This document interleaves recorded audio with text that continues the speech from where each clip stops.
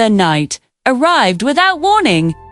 Not with thunder, not with wind, but with silence. The garden lay under a pale moon, its once lively air now heavy and unmoving. No crickets chirped, no owls called, even the leaves refused to rustle. The water in the stream stood perfectly still, as if time itself had stopped. Simba stood at the edge of the garden, his breath slow, his eyes searching the darkness. Something was wrong, very wrong. He listened. Nothing. "Do you hear that?" Kiara whispered as she stepped beside him. Simba swallowed. "I hear nothing." Kion landed softly nearby, his wings brushing the grass. I flew the perimeter.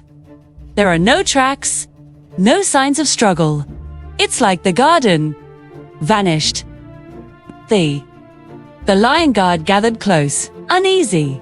Bunga scratched his head. "Okay, I don't like this." When even the bugs stopped talking. Something's really off. Simba walked forward, each step heavy. The flowers that bloomed here only hours before now drooped lifelessly.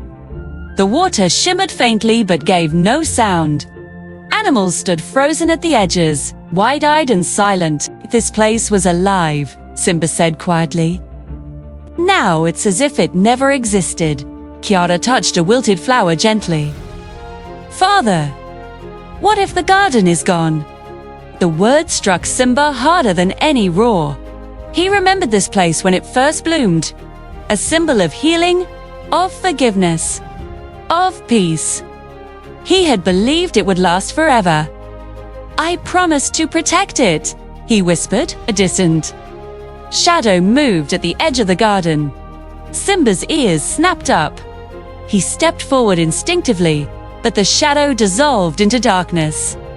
"Kayan," Simba said, his voice low. "Can you feel the roar?" Kayan closed his eyes, concentrating. A faint glow flickered in his chest, then faded. "No," Kayan said softly. "It's quiet, like it's holding its breath." Simba felt his heart sink. They waited. Long moments passed. Still nothing moved.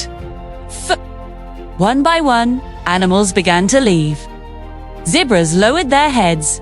Birds took flight without a sound. Even the stars above seemed dimmer. Kiara watched them go. "They think it's over." Simba nodded slowly. "So do I." Later, the moon climbed higher, casting silver light across the empty garden. Simba remained, long after the others had gone. He sat alone by the still water. "This was my fault," he said aloud to the night. "I believed wisdom alone could protect it." The silence did not answer. Simba closed his eyes, memories flooding back. His father's voice, the roar, the battles fought, the mistakes made, the lessons learned too late. "I was angry once," he whispered. "I was afraid, too. I roared when I should have listened." Hughes. Reflection stared back at him from the water, older now. Weary? Kiara returned quietly, sitting beside him. "Father, the garden isn't just a place. It's what you taught us." Simba shook his head. "Without it, the animals have nowhere to go. No symbol of peace." "Symbols can return," Kiara said gently, "but only if someone believes they can." Simba stared at the moon. What if belief isn't enough? The night deepened. Clouds drifted across the stars. Somewhere far away, thunder rumbled, but no rain followed. Kaon approached, his voice hesitant. "Father!" "I stayed behind because I felt something." Simba looked at him. "It wasn't the roar," Kaon continued. "It was quieter, like a heartbeat." Simba's ears twitched. "Where?" he asked. Kion pointed toward the center of the garden. "Tree." They walked together, slow and careful. Sla! The ground felt cold beneath their paws. Simba felt it too, a faint warmth beneath the silence. A single leaf stirred. Kia gasped softly.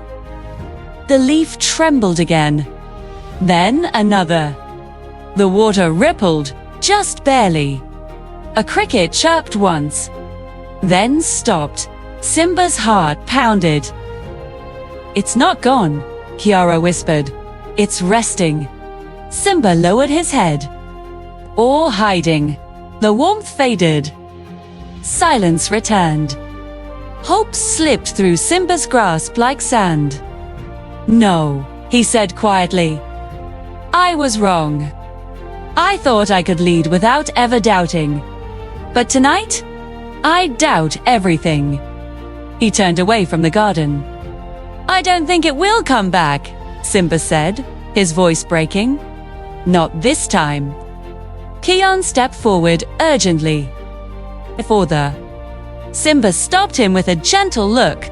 "Sometimes, even kings must accept loss." The moon slipped behind the clouds. Darkness wrapped around the garden like a final breath. As Simba walked away, unseen beneath the earth, roots slowly began to glow. The night remained silent, but it was not empty. And somewhere deep within the garden, life waited for dawn.